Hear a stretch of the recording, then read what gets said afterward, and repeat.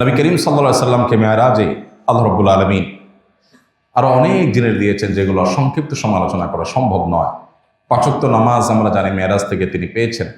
তার আগ পর্যন্ত 5 ওয়াক্ত নামাজের বিধান এই উম্মতের জন্য ছিল না।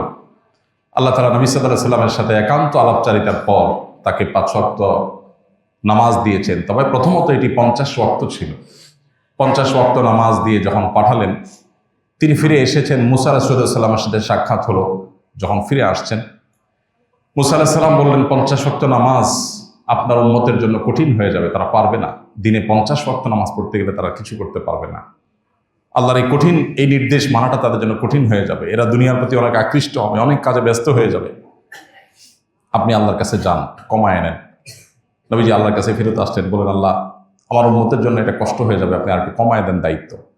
45 ওয়াক্ত দেওয়া হলো। এভাবে কয়েক দফা গিয়ে কমাতে কমাতে 5 ওয়াক্ত পর্যন্ত আসার পর নবী সাল্লাল্লাহু আলাইহি সাল্লাম সেটা নিয়ে আসলেন। আল্লাহ রাব্বুল আলামিন নবী সাল্লাল্লাহু আলাইহি সাল্লামকে সুসংবাদ দিয়েছেন যে 50 ওয়াক্ত নামাজ দিয়ে আপনার উম্মতকে যে এর বিনিময় আমি দিতাম, 50 ওয়াক্তের জায়গায় 5 ওয়াক্ত করে দেওয়া হলেও তাদের সুবিধার্থে এই 5 ওয়াক্তই যদি ঠিকমতো তারা আদায় করে, তাহলে 50 ওয়াক্তের যে বিনিময় এটা তাদেরকে দেওয়া হবে।